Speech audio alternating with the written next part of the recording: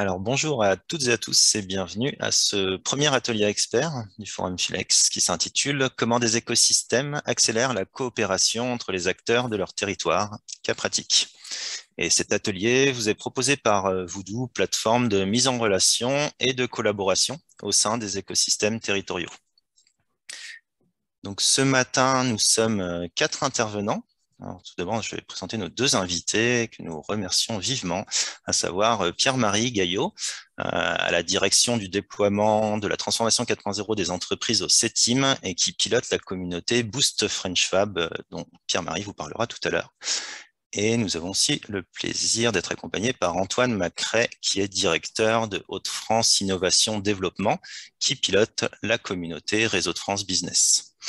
Et pour Voodoo, je suis accompagné de ma collègue Audrey Lépicier, qui est chef de projet, et moi-même, je suis Arnaud Desmarais, en charge de la recherche autour de l'expérience utilisateur chez Voodoo. Quelques mots sur le déroulement de cet atelier. Donc, il existe plusieurs typologies d'écosystèmes territoriaux, des pôles de compétitivité, des territoires d'industrie, territoires d'innovation, des clusters, et plusieurs moyens d'accélérer la coopération entre les organisations d'un écosystème. Donc, quand je dis organisation, ça peut être entreprise, start-up, université, tiers-lieu, etc. Donc aujourd'hui, on a effectué une petite sélection qu'on va vous présenter de cas concrets, réels, d'écosystèmes qui utilisent ces différentes stratégies pour améliorer la coopération. Et donc, après un rapide sondage, juste après cette introduction, je laisserai la parole à Pierre-Marie et à Antoine, qui vous présenteront leur écosystème respectif. Et ensuite, Audrey complétera avec quelques exemples de communautés sur la plateforme Voodoo, d'écosystèmes. Voilà. Et ensuite, on aura un moment d'échange en fin d'atelier avec vous. Donc, n'hésitez pas à poser vos questions dans le chat qu'on prendra à la fin de l'atelier. Voilà. Juste avant de laisser la parole à Pierre-Marie, je souhaitais faire un petit focus sur une notion importante dont on va beaucoup parler aujourd'hui, qui est la communauté. Donc notre philosophie chez Voodoo, c'est de révéler le potentiel communautaire des écosystèmes. C'est-à-dire qu'on a des écosystèmes existants et nous, on va essayer de renforcer les liens au sein de ces écosystèmes et donc de créer des vraies communautés. Alors, il existe plusieurs définitions du terme communauté. On peut, je pense, s'entendre sur celle-ci. C'est un groupe de personnes qui s'intéressent à un sujet commun, qui partagent une vision et une culture qui leur est propre. Donc, on parle beaucoup de sentiment d'appartenance au sein d'une communauté et surtout qui réalisent des actions ensemble afin d'atteindre des objectifs. C'est un peu la différence, si vous voulez, entre un réseau et une communauté, c'est cette notion de culture commune et surtout d'action. Donc, c'est pas simplement d'être ensemble, mais c'est aussi de faire ensemble. Voilà. Alors, si vous le voulez bien, avant de vous présenter ces différents cas pratiques, on va vous partager un rapide sondage. Donc, on va vous mettre le lien de ce sondage dans le chat. Je ne sais pas si Daniel, tu peux partager le lien.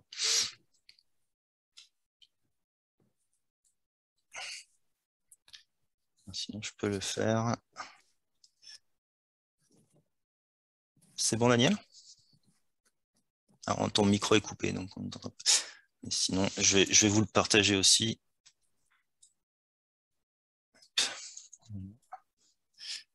Donc, ça prend vraiment 2 minutes. Voilà.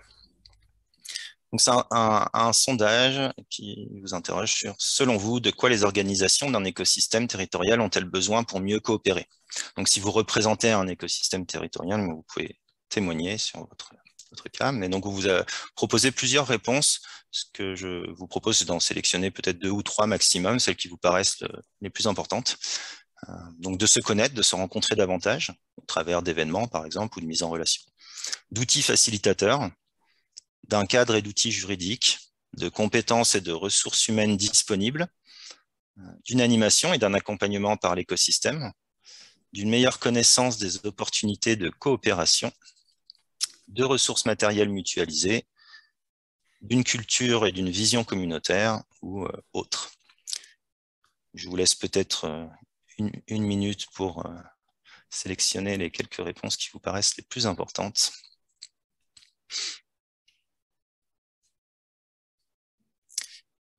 Je vois que vous répondez.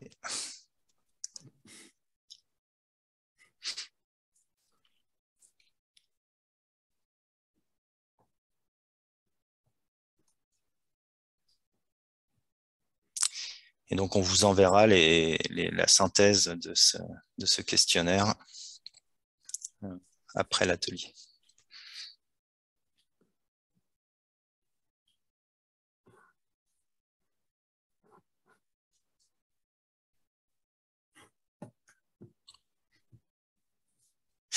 Pour le moment, je vous enverrai la synthèse détaillée, mais un petit spoil.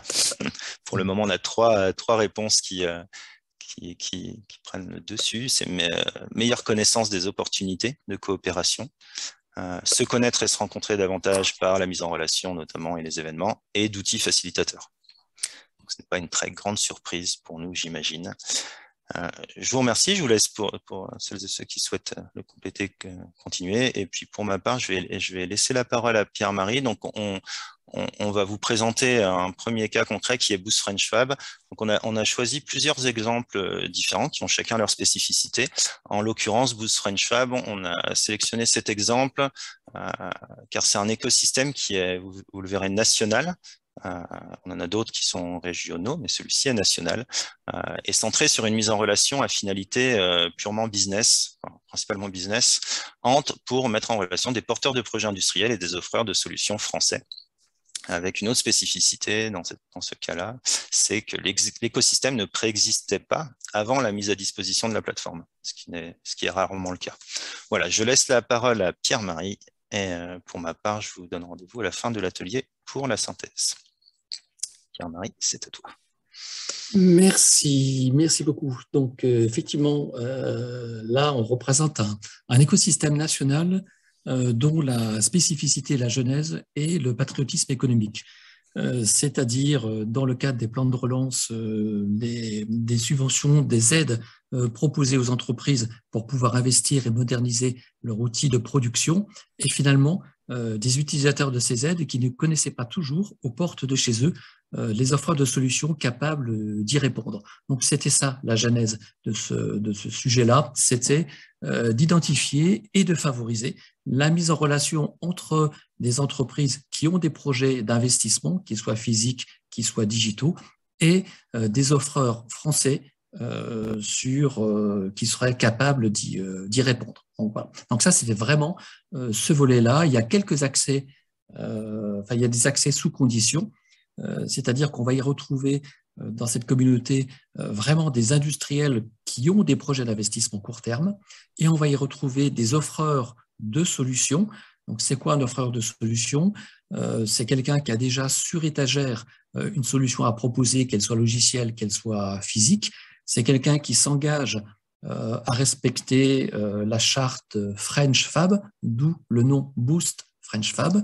C'est quelqu'un qui a 50% de son activité au moins sur le territoire français, donc qui a des critères de type origine France garantie. Et puis, c'est totalement gratuit pour les porteurs de projets industriels et c'est sous conditions financières pour les offres de solutions.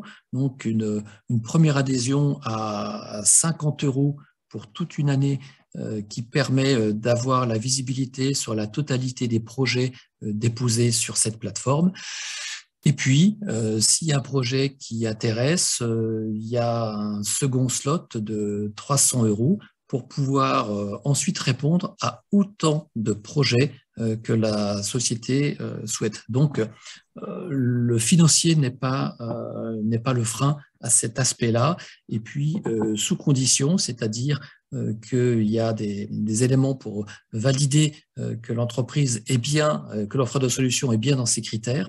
Et puis, on ne va pas avoir se cacher au travers de cette communauté, je sais pas, des consultants ou autres dont la finalité est déjà prise en compte par d'autres dispositifs qui sont mis en place dans les régions, par les plans 10 000 d'accompagnement industrie du futur, par exemple. Donc là, c'est vraiment des offreurs de solutions. Voilà. Donc, Boost French Fab, c'est le volet opérationnel du dernier kilomètre de la filière solutions industrie du futur, qui vient une dernière filière qui vient d'être nommée. Voilà. La carte d'identité, donc, on est effectivement sur un écosystème national. J'en ai décliné les membres. Hein. Et puis les membres, c'est équilibré. Aujourd'hui, vous avez sur les 350 membres à date aujourd'hui, vous avez 25% de porteurs de projets, donc d'industriels qui ont déposé des projets industriels. Il y en a plus de 20 qui sont aujourd'hui sur la plateforme et il y en aura une cinquantaine d'ici fin d'année. Donc, on voit qu'il y a une croissance forte de projets qui sont déposés sur cette plateforme. Donc, 25% de porteurs et puis 75% d'offreurs de solutions. Donc, on est dans des beaux ratios et on vise à cet équilibre de ratio d'avoir, je dirais, 3 offres pour une demande, qui est à peu près la moyenne de ce que font les industriels lorsqu'ils font des appels à des réponses à des cahiers des charges. Voilà. Donc la finalité en est vraiment une finalité de business sur le dernier kilomètre. Le dernier kilomètre, c'est-à-dire ce sont des projets d'investissement court terme. On ne va pas y retrouver des projets de R&D, on ne va pas y retrouver des projets à portée plus lointaine, on est vraiment sur des projets très court terme pour lesquels il existe des solutions, entre guillemets, sur étagère, c'est-à-dire des solutions industrialisées qui peuvent se mettre en œuvre rapidement. On est vraiment là pour pousser et pour faire favoriser la montée en gamme du tissu industriel national, les capacités à être plus opérants et plus performants sur le territoire France pour répondre à des besoins quels qu'ils soient, à partir du moment où ils sont dans le domaine industriel. Voilà. Donc, les coopérations qu'on voit sur cet aspect-là, il y a plusieurs types de coopération. Déjà, une première qui est avoir un accès à des projets industriels, donc accès non pas à un annuaire, bien plus qu'un annuaire, bien plus que des idées de ce qui pourrait être. Là, c'est des industriels qui sont en train d'investir. Donc, pour les offreurs de solutions, c'est une meilleure connaissance des opportunités business. Pour les territoires, c'est une meilleure connaissance de ce qui se passe sur leur territoire. Donc, l'intermédiation entre des porteurs de projets et des offreurs de solutions. Donc, à titre d'exemple, sur cette plateforme, il y a des filières qui utilisent cette plateforme pour accompagner les membres de leur filière, comme l'aéronautique. Il y a des régions qui utilisent cette plateforme comme outil permettant de proposer un service supplémentaire aux entreprises de leur territoire qui est de trouver chaussures à leurs pieds, pour reprendre directement les expressions qui nous ont été proposées. Donc voilà, et toujours avec une valorisation de solutions performantes, innovantes, opérantes françaises. Et la coopération, elle se fait de 2 moyens. Déjà, elle va proposer ce qu'on appelle des matchs qualifiés, c'est-à-dire entre un porteur de projet industriel qui va décrire son besoin, des offreurs de solutions qui décrivent ce qu'ils sont capables de réaliser. Et bien, via la plateforme Boost French Fab, il y a un matching qui se fait entre ces 2 aspects-là, entre l'offre et la demande, pour permettre justement à celui qui a une demande d'accepter ou pas des offres de solutions à venir rejoindre l'idée de son projet. Et là, il va pouvoir les rejoindre dans des outils performants mis à disposition par la plateforme. C'est des espaces de collaboration qui sont à la fois publics, mais aussi privés, comme si vous rentriez dans un salon professionnel où voilà, vous avez le filtre à l'entrée et vous décidez qui peut rentrer dans ce salon professionnel. Et puis, à l'intérieur de ce salon professionnel, vous avez des salles sécurisées dans lesquelles vous allez pouvoir avoir des échanges vraiment privés avec un acteur. Donc, tout ça dans la plateforme Boost French Fab, ça s'appelle des clubs et des salons. En tout cas, ce qu'il faut retenir, c'est que ce sont des espaces de collaboration sécurisés, à la fois privés et plus publics, et qui vont permettre de protéger justement ces échanges business qui vont être faits autour de ces problématiques-là. Donc les usages, il y a un usage principal, c'est de connaître, d'être et de faire ensemble. C'est vraiment le cœur de ce dispositif. Donc pour cela, il y a un service additionnel.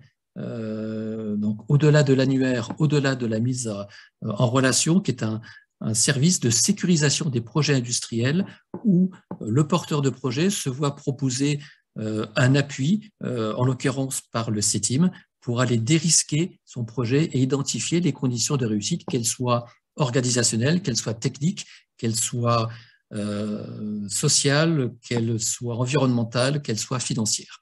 Donc ça, c'est vraiment un usage très très fort de sécurisation et qui fait le caractère singulier de cette plateforme par rapport à d'autres outils qui peuvent exister, c'est ce volet de sécurisation des projets.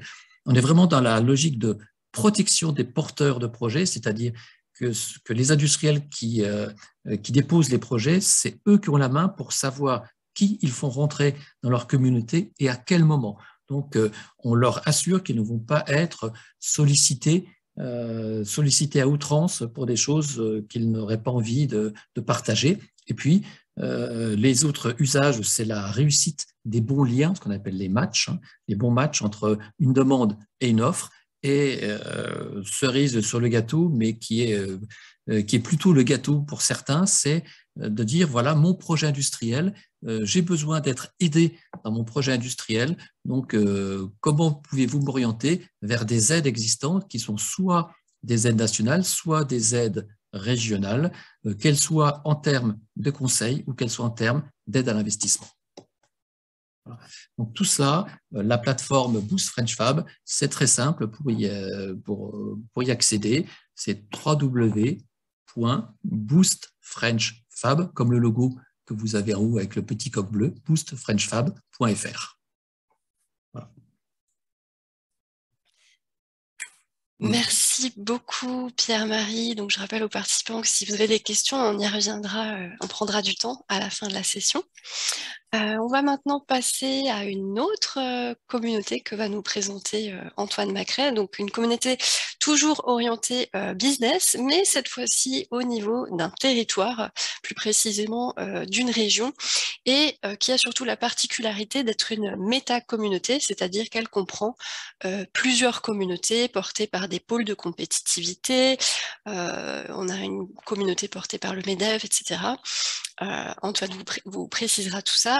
Et cette fois-ci, contrairement à ce qu'on vient de voir, l'écosystème existe, mais souhaitait lancer vraiment cette dynamique communautaire et métacommunautaire. Donc je laisse la parole à Antoine Macret. Merci Audrey, bonjour à toutes, bonjour à tous.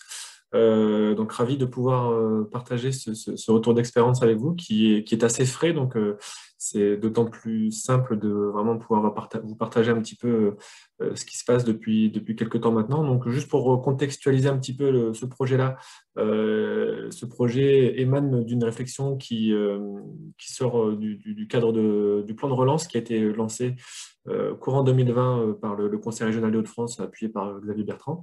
Donc nous avons été mis à contribution, donc Agence régionale de développement et d'innovation en Hauts-de-France que je dirige, donc mis à contribution pour réfléchir à ce que nous pouvions apporter aux entreprises de la région pour sortir un petit peu de cette crise de la meilleure des manières. Donc très simplement, on a mis une quinzaine de dirigeants autour de la table pour connaître leurs besoins et savoir qu'est-ce qui pouvait être utile une fois que la crise se calmerait. Donc très succinctement, dans les échanges, nous sommes arrivés à la conclusion de trouver une possibilité d'accélérer le business, si possible en local, parce qu'on vivait effectivement des confinements et donc des fermetures de frontières qui étaient compliquées. Donc l'objectif était de comment accélérer son business localement. Ensuite, nous avions des acheteurs autour de la tête qui avaient tout simplement la problématique d'identifier facilement des solutions innovantes qui pouvaient leur être utiles dans leur production, tout simplement dans leur business. On avait notamment le directeur achat d'un grand groupe qui est installé sur Amiens, qui lui disait tout simplement qu'il avait un budget annuel alloué à de la solution innovante, mais dans son cœur d'activité, c'est-à-dire les systèmes de freinage ferroviaire. Donc il y a souvent des technologies et des produits très particuliers. Et donc pour identifier potentiellement un fournisseur ou un prestataire qui a des solutions innovantes qui seraient compatibles à son besoin, c'est vraiment très très compliqué. Donc ce besoin d'identifier plus facilement des solutions innovantes.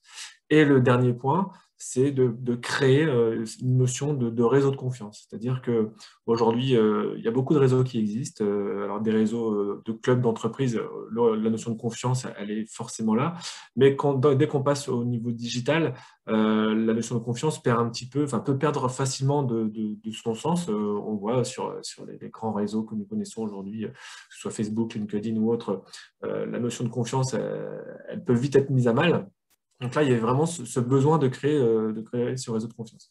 Une fois qu'on a bien établi un petit peu ce besoin avec ses dirigeants, on a fait tout simplement un benchmark au niveau national pour connaître un petit peu les solutions existantes et on a été mis en relation par une agence de développement économique de la région de Saint-Omer avec Voodoo. Et donc Voodoo nous a présenté la solution pour voir effectivement dans quelle mesure on pouvait coupler le besoin identifié par les dirigeants et ce que la solution proposait. Rapidement, on s'est rendu compte que la solution était compatible et remplissait bien le cahier des charges. On a présenté la solution aux dirigeants, parce que pour moi, c'était vraiment très, très, très important de valider et de s'assurer que ce que nous allions proposer par la suite et mettre en ligne correspondait bien à un besoin. Donc, c'est le principe fondamental de l'innovation, mais là, on voulait vraiment s'assurer de cela, notamment dans cette notion de relance. Les 15 dirigeants ont validé la solution, ils l'ont presque même applaudi, je dirais, et s'en est suivi de toute une démarche à la fois d'échanges commerciaux avec Voodoo, de préparation, la méthodologie de recrutement des adhérents, des utilisateurs, etc. Donc, on a eu tout un travail sur l'année 2021 qui nous a permis d'aboutir en octobre 2021 au lancement opérationnel et à l'ouverture de la plateforme. Donc, on a donc cette notion de méta-communauté qui est créée parce que, comme le rappelait Audrey, Réseau de France Business, qui est donc la communauté régionale en Hauts-de-France d'interconnexion à la fois entre les entreprises, mais également entre les porteurs de communautés, parfois des communautés existantes. On a effectivement des communautés comme les Vitrines Industrie Future, comme le MEDEF qui s'associe à la SAT-Nord pour créer leur communauté. On a une communauté sur un pôle de compétitivité avec les métiers de l'océan qui s'est créé. Donc, on a vraiment plusieurs sous-communautés qui se créent, qui sont rattachées à Réseau de France Business. Donc, à la fois la possibilité de travailler, je dirais, en silo dans leur propre communauté avec leurs adhérents, leurs membres sur les thématiques qui leur sont propres, mais aussi la possibilité de travailler de manière transversale via la méta-communauté Réseau de France Business. Donc, on parle effectivement d'écosystème régional. On a ouvert les services le 21 octobre pour, avant-hier, réaliser une opération, un événement de lancement à plus grande échelle avec une résonance un peu plus forte le 30 novembre. Donc, on a pu avoir à la fois les premiers retours d'expérience des utilisateurs que nous avions recrutés sur l'année 2021, les communautés qui se sont créées, et donc on a pu avoir leur retour d'expérience il y a 2 jours. On avait autour de la table à la fois des grands groupes, mais également des entreprises plutôt PME qui partageaient à la fois leur volonté, leur bonne surprise quand ils ont pris en main l'outil. Donc c'était vraiment très très intéressant et on se rend compte que nous avons, je pense, vu juste en allant choisir la solution que vous nous proposez. Donc aujourd'hui, on n'est pas loin d'une quinzaine de communautés créées. On va continuer sur 2022 à développer ça. L'objectif sur 2022 va être d'aller chercher 1500 membres et plus sur la plateforme. À l'instant T, on doit être entre 450 et 500 membres déjà d'inscrits en un peu moins de 2 mois d'ouverture de service. La finalité de la plateforme, comme Boost French Fab, c'est à vocation fortement business. Je vais rappeler effectivement cette volonté de bien identifier les solutions innovantes et de créer ce réseau de confiance. Voilà vraiment pour les fondements qu'on attend de cette plateforme, qui aujourd'hui, on voit bien, il y a l'outil qui existe en ligne, mais il est indispensable et vraiment nécessaire et plus que recommandé, c'est d'ailleurs une des vocations de Voodoo, de s'assurer qu'on a bien la solution en ligne qui est bien paramétrée, qui fonctionne bien, donc tout va bien, mais aussi avoir à côté de ça une animation. Une animation pour favoriser à la fois les échanges inter-écosystèmes, de pouvoir s'assurer que l'expérience utilisateur elle est bien prise en compte, qu'il n'y a pas de frein ou qu'il n'y a pas de situation de blocage. Donc cette animation-là, elle est à la fois pour bien, je dirais au début, vulgariser un petit peu le mode de fonctionnement de l'outil, parce que bon, quand on se connecte sur un outil digital, parfois on a un petit peu on tâtonne un petit peu, on ne sait pas trop comment ça fonctionne. Ce qu'il faut savoir, c'est que la plateforme Voodoo et en l'occurrence le réseau de France Business, la prise en main est très intuitive. On retrouve des environnements, des ergonomies qui sont très proches des environnements que nous connaissons déjà. Il y a quelques fonctionnalités qui sont peut-être pas encore au même niveau que ce qu'on a déjà. J'ai l'exemple qu'on m'a remonté il y a 2 jours, c'est que quand on est sur un réseau déjà existant comme LinkedIn, Facebook par exemple, quand on a des likes qui se font sur des posts ou des commentaires, on arrive à voir qui a liké le post. En l'occurrence, aujourd'hui, sur la plateforme, ce n'est pas encore possible, mais ce sera possible prochainement. Et tout ça pour dire qu'on est sur un outil qui est en évolution permanente, en amélioration continue. Donc ça, c'est quelque chose de très important et sur lequel on appuie fortement auprès de nos sous-communautés et de nos membres pour pouvoir passer le message que l'outil va évoluer en fonction du retour utilisateur, du retour d'expérience. Et ça, c'est pour nous quelque chose vraiment d'indispensable.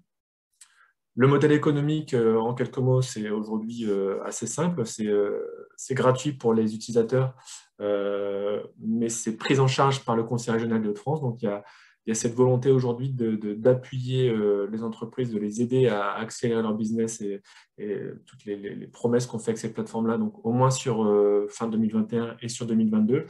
Le modèle économique évoluera peut-être par la suite en fonction du nombre d'utilisateurs que nous aurons sur la plateforme. Tout simplement parce que si on atteint une masse critique, ça va commencer, même si ce ne sont pas des coûts de licence utilisateur onéreuses annuellement multipliés par des milliers d'utilisateurs, ça commence à faire cher. Donc, apporté par une collectivité, ça devient problématique. Mais on est en train de travailler effectivement avec les différentes communautés que sont les pôles de compétitivité, les différentes collectivités qui se sont créées pour que la licence utilisateur puisse être prise en charge tout simplement par l'adhésion que les utilisateurs pourraient avoir. Et pour finir, voilà, pour nous, les usages de la plateforme, il y a à la fois la thématique de la veille qui est un sujet fondamental aujourd'hui pour pouvoir bien connaître les tendances de ce qui se passe à la fois autour de soi, mais aussi dans son domaine d'activité.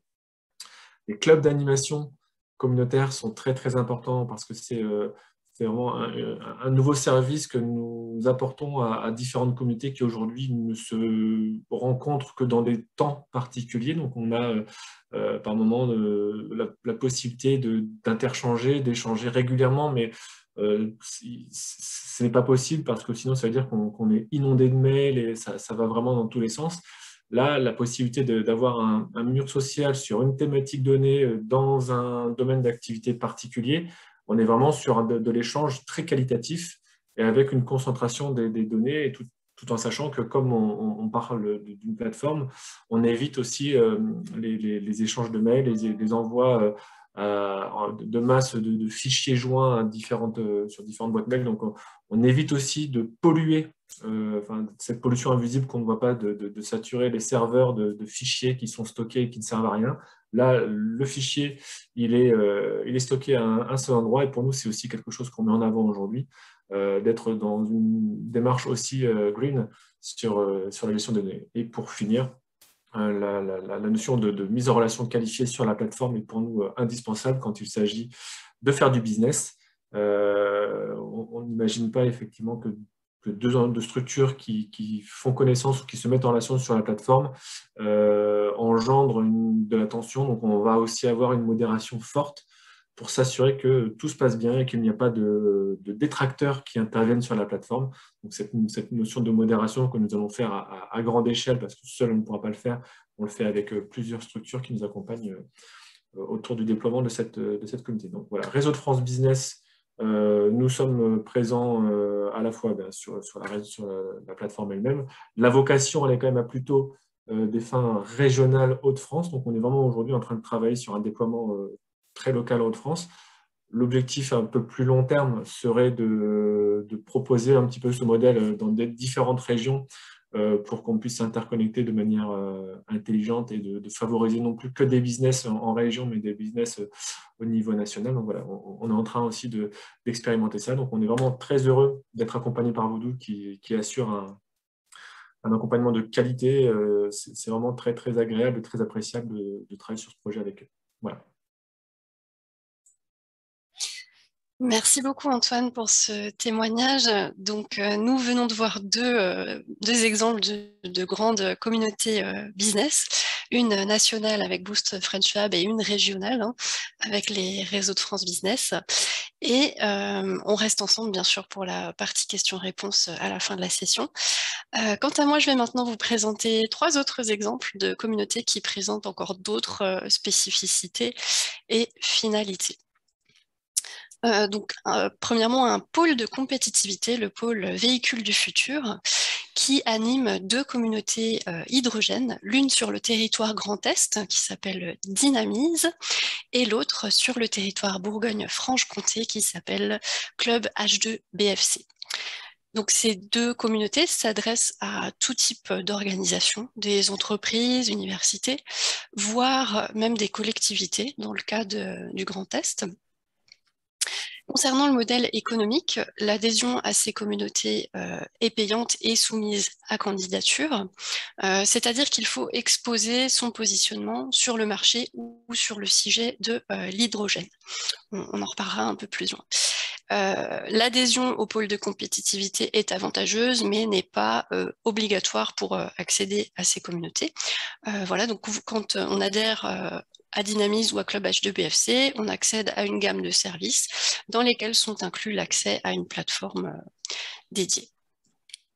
Ici, ce qui est intéressant, c'est qu'on a une gouvernance commune pour ces 2 communautés, portées par le même pôle, et en même temps, chacune a son indépendance sur son territoire.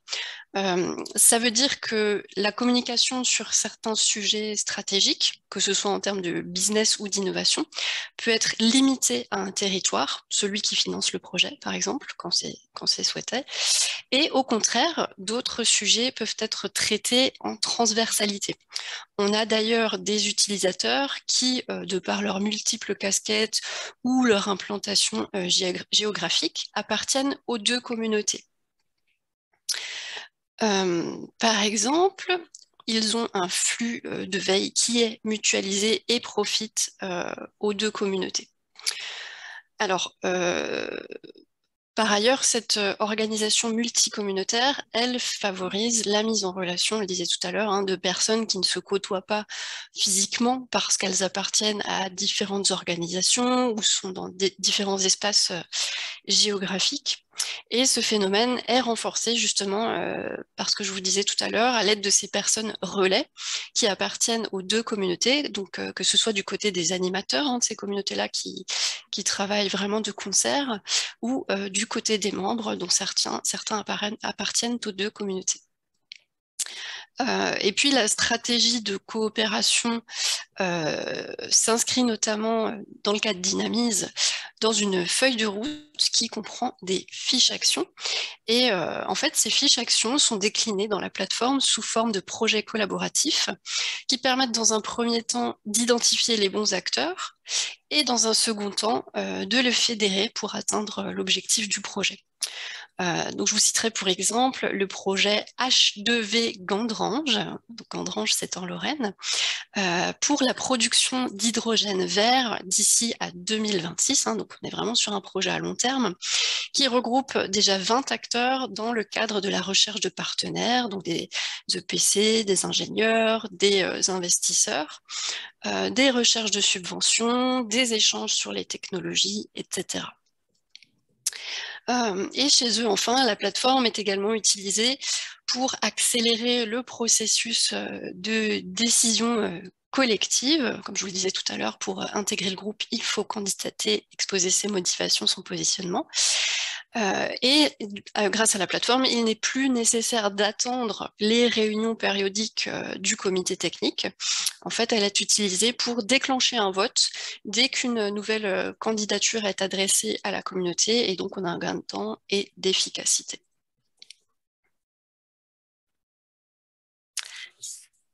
Nous travaillons également avec plusieurs campus des métiers et qualifications.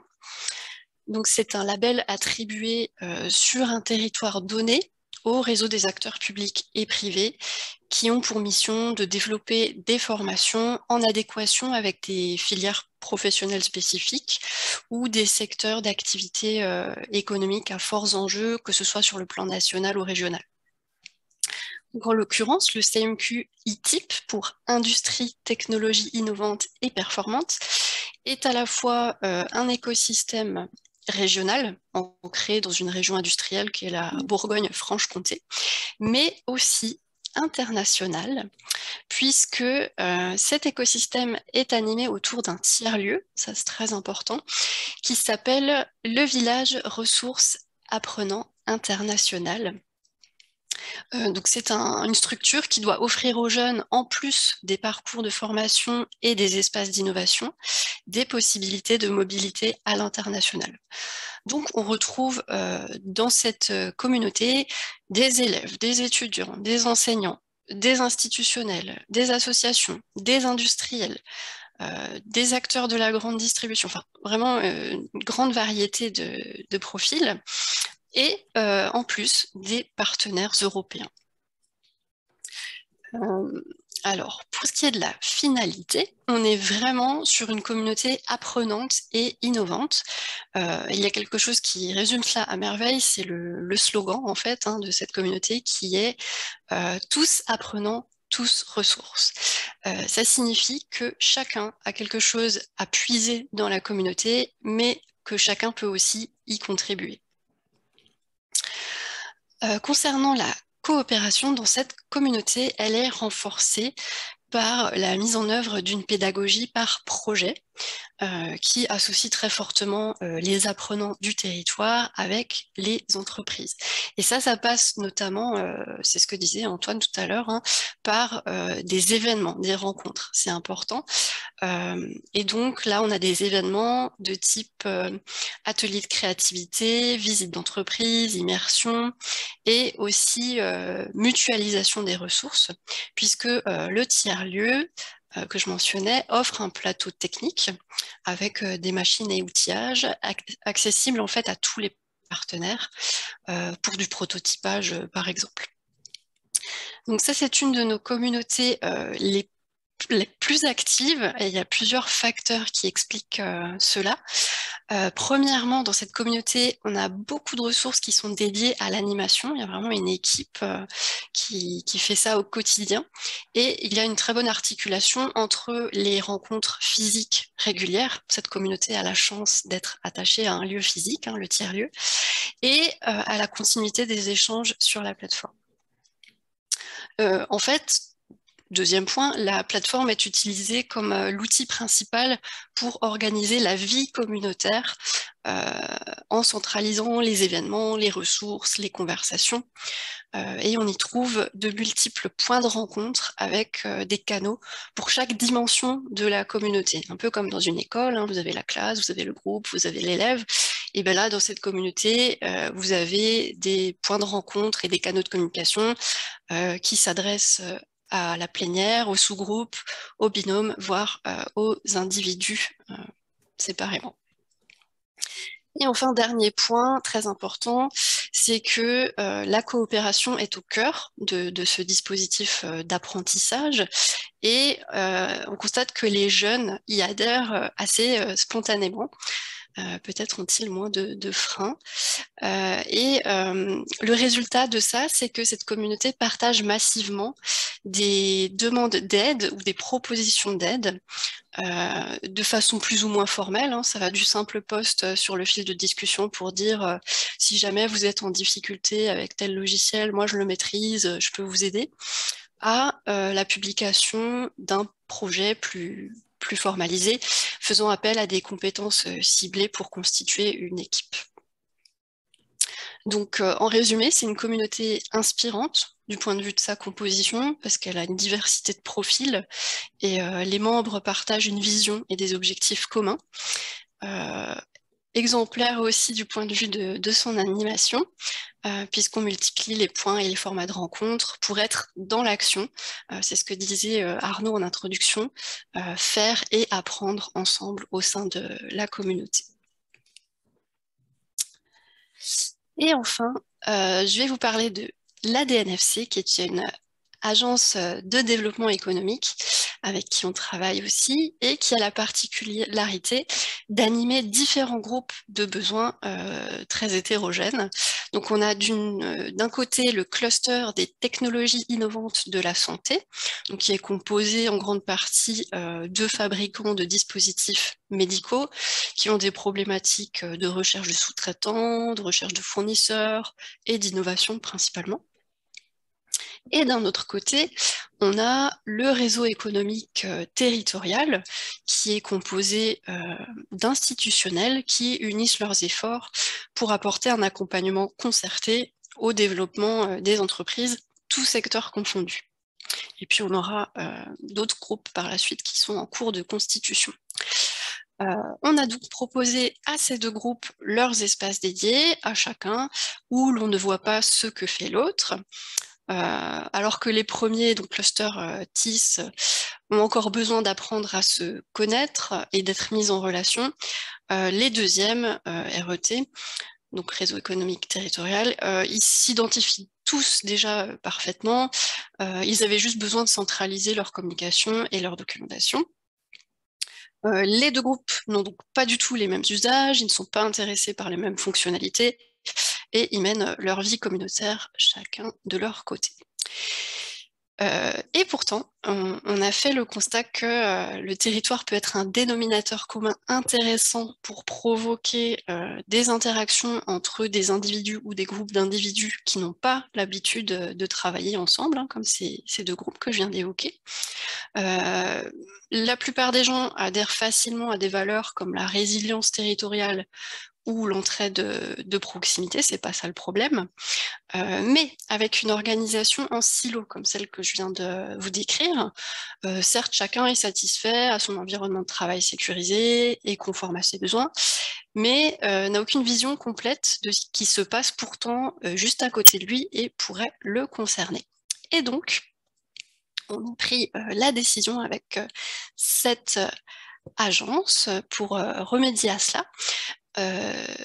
Parallèlement aux espaces consacrés, on a décidé d'offrir un espace de rencontre et d'animation intercommunautaire pour ces deux groupes, dont l'identité commune repose sur le territoire pour élargir les possibilités de mise en relation. Et on se rend compte que ça apporte davantage de lisibilité au potentiel partenariat. Voilà, donc c'est une démarche où on part de plusieurs groupes comme ça qui naissent sur un territoire et on se rend compte qu'il y aurait une convergence qui n'avait pas été anticipée, mais qu'il est encore temps de mettre en œuvre. Et ça donne par exemple quelqu'un en réunion qui vous dit, eh bien, ça valait le coup qu'on se mette ensemble parce que j'ai appris plein de choses sur ce qui se passait dans les entreprises de mon secteur géographique. Donc l'objectif est d'élargir progressivement la communauté dans l'idée qu'on va d'abord rechercher des solutions en privilégiant son premier cercle. Puis, si on a besoin, on va pouvoir solliciter son territoire et enfin, on va même pouvoir décider, et ça c'est valable pour toutes les communautés, de rendre sa recherche de solutions visible par n'importe quelle autre communauté, peu importe son territoire. Et c'est comme ça qu'on arrive à des partenariats qui ne seraient jamais nés autrement, l'occasion pour moi de vous parler d'un très beau projet qui s'appelle Handicap, qui vise à développer une montre pour aider les patients avec un handicap à s'orienter plus facilement au sein de leur unité de soins. Donc ça, c'est un projet qui est porté par la Fondation Arc-en-Ciel, qui est membre du cluster des technologies innovantes de la santé, qui a rallié des partenaires de son territoire et qui a aussi un participant de la communauté Boost French Fab, qui vous a été présenté en début de ce webinaire. Donc la boucle est bouclée et en résumé, ce que je tenais à vous dire, c'est que toutes les échelles de coopération méritent d'être explorées, du binôme le plus confidentiel à l'intercommunautaire, en passant par l'échelon territorial au sens très local ou au sens plus large avec les grandes régions, avec l'écosystème français. Et sur Voodoo, c'est rendu possible, notamment grâce à nos clients qui nous font confiance. On n'a pas pu tous les citer, mais tous, en fait, d'une façon ou d'une autre, apportent de la valeur au pot commun. Et c'est ça qui est important de comprendre aussi. Voilà, on aurait aussi pu vous parler des territoires d'industrie avec lesquels on travaille, qui ont d'autres enjeux comme l'industrie 4.0 ou encore la gestion prévisionnelle des emplois et des compétences. C'est un sujet qui nous tient à cœur aussi chez Voodoo, puisqu'on adapte constamment le référentiel de compétences sur lequel repose notre moteur de matching projet pour répondre à ces enjeux-là justement. Mais je vais passer la parole à Arnaud qui va pouvoir vous faire un petit récapitulatif de tout ce qu'on vient de voir ensemble. Merci beaucoup Audrey. Donc si on fait la synthèse un petit peu de ces différents témoignages, Audrey, si tu peux passer à la slide suivante s'il te plaît. Je te remercie. On retrouve ces différents points chez certains écosystèmes. Donc tout d'abord, la mise en relation qualifiée, intelligente, qu'on peut appeler matching en anglais. Donc on a, par exemple, on a eu l'exemple de l'agence économique Nord-Franche-Comté qui met à disposition des salons privés de mise en relation entre ces différents membres. On voit aussi apparaître la valorisation de l'offre des organisations. Donc là, c'est le cas par exemple chez Boost French Fab qui met en avant finalement les solutions performantes des offreurs de solutions français, comme l'expliquait Pierre-Marie. On peut mettre à disposition des espaces d'échange et d'entraide. C'est le cas lorsqu'on met à disposition des clubs d'animation communautaire, comme Audrey vous l'a présenté dans le cadre de Pôle Véhicule du Futur, ou alors également chez Boost French Fab. On peut mettre à disposition aussi des espaces et des fonctionnalités de collaboration autour de projets. Alors, ces projets pouvant être à différentes finalités business comme chez Boost French Fab, ou une orientation plutôt innovation R&D, comme on a pu le voir avec le CMQ ITIP et les projets d'innovation entre notamment les étudiants et les entreprises. On peut également mettre à disposition des solutions de sécurisation juridique, donc comme le fait Boost French Fab avec les porteurs de projets industriels. Une solution de centralisation et de collaboration inter-écosystème. Donc là, on a un très bel exemple avec la région Hauts-de-France et la communauté Réseau de France Business qu'a présenté Antoine, pour accélérer la collaboration entre différents écosystèmes au sein d'un même territoire. Ensuite, on peut proposer une mutualisation de ressources, qu'elles soient des ressources matérielles ou des ressources en termes de compétences. On peut également mettre à disposition un outil de prise de décision collective. C'est l'exemple qu'a cité Audrey avec le vote du comité technique chez Pôle Véhicule du Futur. Et enfin, ne pas oublier évidemment les événements et les rencontres en présentiel. C'est ce que fait beaucoup le CMQ ITIP, c'est-à-dire qu'il voit Voodoo comme un outil finalement de continuité digitale aux interactions en présentiel. Voilà, il y a évidemment d'autres moyens encore, mais ceux-ci, on les retrouve chez la plupart de nos clients écosystèmes, communautés sur la plateforme. Audrey, je te redonne la parole pour conclure, et ensuite on prendra quelques questions-réponses. Merci beaucoup Arnaud. Oui, effectivement, pour conclure rapidement, je vous informe que nous venons d'inaugurer un club sur le thème de l'animation communautaire. Donc c'est un sujet qui retient beaucoup notre attention chez Voodoo, parce que en accompagnant nos clients et leurs utilisateurs, on voit bien que c'est un challenge récurrent. Une communauté a besoin d'être animée pour vivre, et animée, eh ben, ça requiert du temps, un temps qu'il faut optimiser avec des méthodes, des outils. Donc on a d'abord apporté une première réponse à ça avec un kit d'animation communautaire, un recueil de fiches pratiques. Voilà comment réussir son lancement, bien accueillir ses nouveaux membres, développer le sentiment d'appartenance, avec des conseils et des modèles prêts à l'emploi qui étaient inspirés de notre expérience et aussi des bonnes idées de nos clients. Et puis on s'est dit qu'on pouvait et qu'il fallait aller plus loin et donc proposer un espace vraiment où tout ça puisse converger. C'est ainsi qu'est née l'idée de ce club apprenant qui réunit en fait tous les animateurs de communauté et où on partage nos questions, des conseils, des bonnes pratiques entre animateurs experts ou débutants. Donc c'est un club qui est accessible gratuitement pour tous ceux qui animent une communauté via la plateforme Voodoo.